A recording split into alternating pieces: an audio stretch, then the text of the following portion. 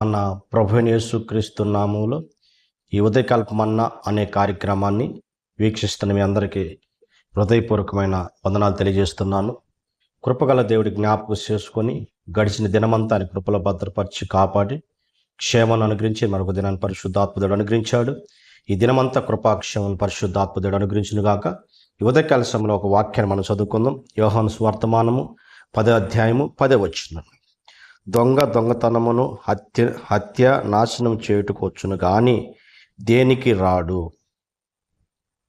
గొర్రెలకు జీవమును కలుగుటకును అది సమృద్ధిగా కలుగుటకును నేను వచ్చితునని మీతో నిశ్చయముగా చెప్పుచున్నాను.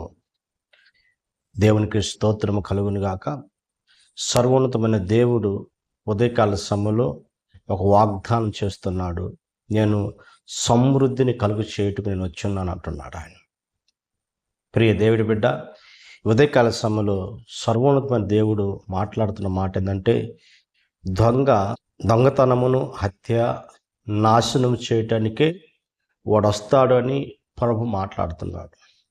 అవును, దేవునిచ్చే ఆ కృపను, దేవునిచ్చే ఆశీర్వాదాలని దూరం చేయటానికి అపవాది అయిన సాతాను దొంగ వాడు మన ఆత్మ సంబంధంగాను, మన ఆరోగ్యపరంగాను, ఆర్థికంగా అన్ని విషయంలో నష్టపరచడానికి కనుక వాడు దొంగలాగా వస్తాడు.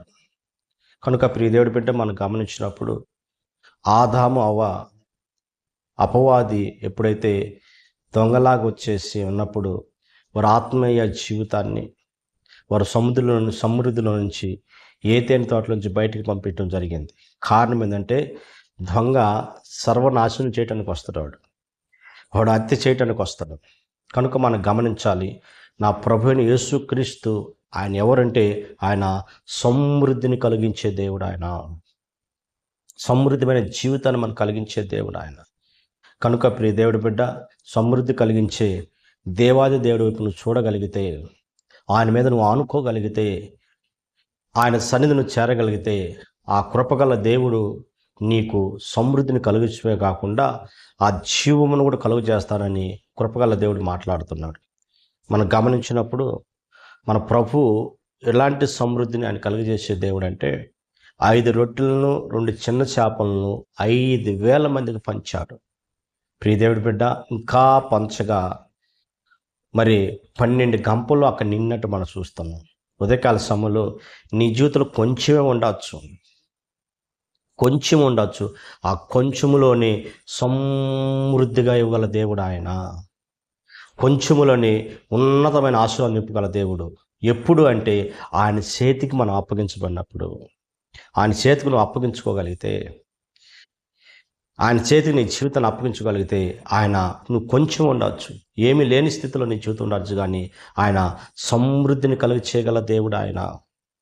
కనుక ప్రియ దేవుడి బిడ్డ, ఉదయకాల సమయంలో ఎలాంటి పరిస్థితుల్లో ఒకళ్ళ నీ జీవితం కొనసాగుతున్నా, కనుక అపవాది ఒక నీ జీవితాన్ని నాశనం చేశాము, ఆ దొంగ నీ జీవితంలోకి వచ్చేసి నిన్ను ఆర్థికంగానో అనారోగ్యపరంగానో ప్రియ దేవుడి మీద రకరకాల సమస్యలతో నేను కృంగజేసి ఉండొచ్చు, కానీ నువ్వు సర్వోన్నతమైన దేవాది దేవుడి వైపు చూడు. ఆ శక్తివంతమైన దేవుడు నీకు సమృద్ధిని కలుగజేసే దేవుడు ఆయన. ఎలాంటి సమృద్ధి కలుగజేసేవాడు అంటే, కరువు కాలంలో మనం చూసినప్పుడు ఒక ఎదవరాలని కొంచెము తొట్టిలో పిండి కొంచెం బుడ్డిలో నూనె ఉంటే సమృద్ధిగా ఆ కుటుంబాన్ని పోషించాడు దేవుడు, ఎక్కడ వాళ్ళ జీవితంలో కరువు రాకుండా. కనుక ప్రియ దేవుడి బిడ్డ, మనం గమనించాలి, కొన్నిసార్లు కష్టకాల సమయంలో, శ్రమల సమయంలో దేవుడు నిన్ను ఆయన పోషిస్తాడు. ఆయన కావాల్సిన సమృద్ధిని ప్రభు దయచేస్తాడు ఆయన. మనం గమనించినప్పుడు ఏలియా యొక్క జీవితాన్ని కూడా గమనించినప్పుడు, కరువు కాలంలో ప్రియ దేవుడి బిడ్డ కాకుల ద్వారా ఆహారాన్ని పంపించి పోషించాడు కదా.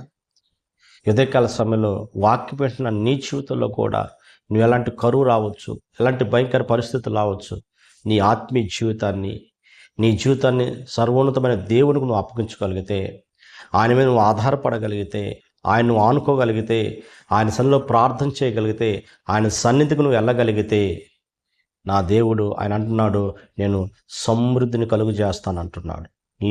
లేమిని తీసివేస్తానంటున్నాడు ఆయన. నీ కరువుని నేను గద్దిస్తానని సర్వోన్నతమైన దేవుడు అంటున్నాడు. కనుక ప్రియ దేవుడి బిడ్డ, ఎలాంటి కరువులో ఉన్నవో, ఎలాంటి భయంకర పరిస్థితుల్లో ఉన్నవో, సర్వోన్నతమైన దేవాది దేవుడి వైపు చూడు. ఆయన నీకు సమృద్ధిని కలుగు చేయనుగాక. ప్రార్థన చేసుకుందాం. జీవాధిపతి ఆశ్చర్యకడ్డ స్తోత్రాల స్వామి, ఈ ఉదయకాల సమయంలో ప్రభు మాతో మీరు మాట్లాడినందుకు స్తోత్రాలయ్యా. ఈ సమయంలో సమృద్ధిని కలుగు చేస్తారని మీరు మాట్లాడినందుకు స్తోత్రాలు స్వామి. ఎవరు ఏ కరువులో ఉన్నారు ప్రభా, ఏ అపవాదిక తంత్రాల్లో ప్రభానికి స్తోత్రాలు స్వామి. దొంగ చేతిలో ఉన్నారు ప్రభా, వారిని విడిపించి నా తన్నికి స్తోత్రాలయ్యా. సమృద్ధిని దయచేసి నా తన్నికి స్తోత్రాలయ్యా. వారు లేమిని తొలగించి మీరు ఆశీర్వాదగా నింపి వారి కన్నీటిని నాట్యంగా మార్చి అద్భుతం జరిగించమని యేసు నామములో అడుగుతున్న పరమ తండ్రి, ఆమెన్. Praise the lord.